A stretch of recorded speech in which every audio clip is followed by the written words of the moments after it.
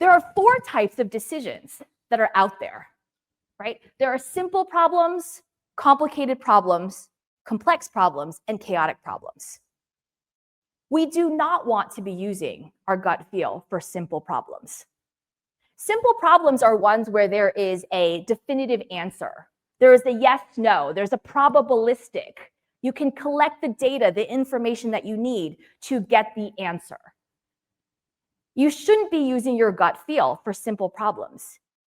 If you do, at best, it will be redundant with the right answer. But at worst, it might steer you very far astray.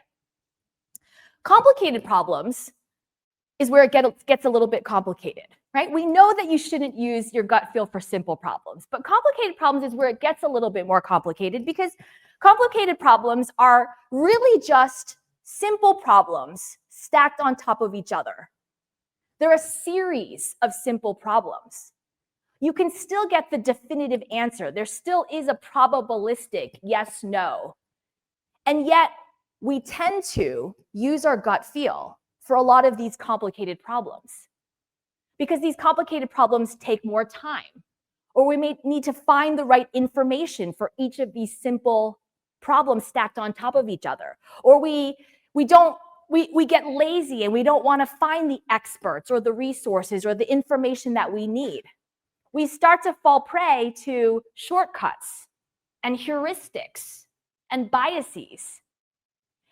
And so these complicated problems is where we sometimes have that, some of those, those definitions around, in the whole Danny Kahneman thinking fast and slow kind of tradition around, we don't want to rely on our gut feel because we need to find data to support that. We don't want to be led astray. But again, we don't want to be using our gut feel for complicated problems, because at best, it will be redundant with how we should have made the decision in of itself. But complex and chaotic problems, that's where we should be using our gut feel. That's where we should be using our intuition to be making those decisions. Because even if we collect all of the information, all of the data that we need, we will only ever have 70 to 80% of the necessary information to make those decisions. Complex and chaotic problems are ones where we're at the liberty of changing consumer preferences, or competitive dynamics that are changing, or regulations that are coming about, or pricing structures, or any of the sort of decisions that we have to make where we do sometimes need to rely on our gut feel. But again, remember, I just said not too long ago that our gut feel never lies. It's always accurate. How could that be? Right? Can't we be making wrong decisions about things where we're trying to figure out? Well, the key here is that gut feel is about action, right? So what I also find in my research is that we sometimes, there's all of these different definitions of gut feel, right? Some people think it's almost this magical, mystical, kind of woo-woo kind of quality, right? Where you can look at a Van Gogh and know the difference between a fake Van Gogh and a real Van Gogh, right? Other people I mentioned are the ones that are like, no, your gut feel is going to be biased. You need to collect data, right, to support your intuitions. But there's also some people, and a lot of us think about gut feel as it gives you that answer. You're sitting at point A and you're trying to figure out the answer at point B. And that's what your gut feel is going to be able to do. But in fact, what your gut feel does is that it just directs you. Think about it not in terms of going from point A to point B.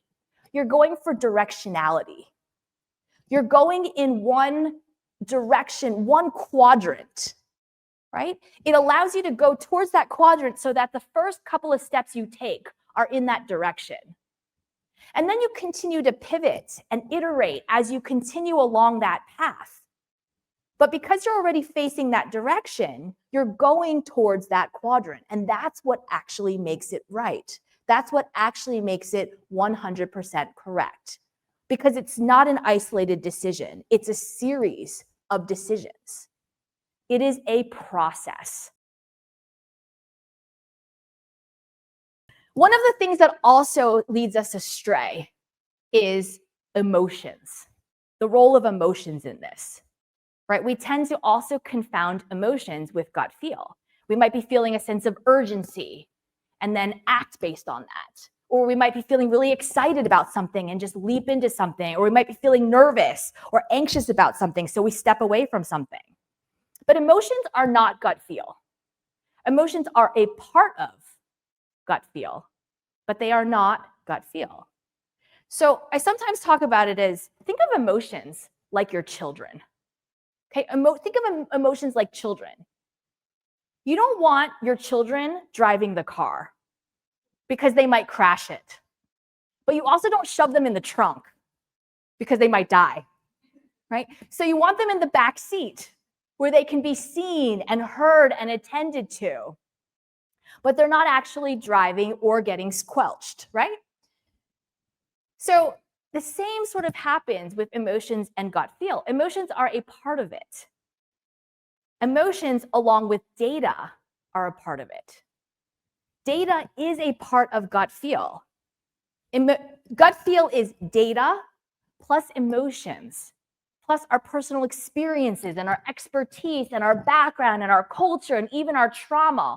All of those things summarized into a flash of clarity. That flash of clarity that we then act on. That flash of clarity and understanding that is also how we can start to master our gut feel. What I find in my research is that there are 3 distinct manifestations of gut feel. We all universally have these 3 forms of gut feel. The first is eureka, right? These eureka moments that we have where we might be struggling with a problem for weeks and then all of a sudden, aha, right? We've got it. That's the solution. The second type is a spidey sense, right? That sort of like, I'm in a dark alley. Oh my gosh, I shouldn't be here. Or even, I'm interviewing somebody and they look great on paper. Everything looks great. So like, why am I so hesitant about hiring them? Why do I have this sort of spidey sense about not wanting this person as part of our team? And the third is a jolt. It's a fundamental shift. It's something that we've believed or understood and thought about and it fundamentally, but then some sort of trigger or some sort of prompt or some cue changes the way we think about it entirely, right? So these 3 forms, the kind of or the oh, or the uh-oh, or the whoa, right? These are universal ways that we experience that flash of clarity. And yet, even though these are universal, we all uniquely experience each of these differently. And this is why it gets really tricky. So for example, Christina might have a eureka moment where she just gets really excited, right? That's the emotion that she feels. Physically, she starts to like feel kind of like her fingers kind of moving around and, and cognitively, she starts like thinking about all of these new things, right? But for me, my eureka moment might be sort of like this dull feeling in the pit of my stomach, right? That's her spidey sense, but that's my eureka. Or I might feel like sort of a nervousness rather than excitement, right? We all feel each of these differently, emotionally, physically, cognitively.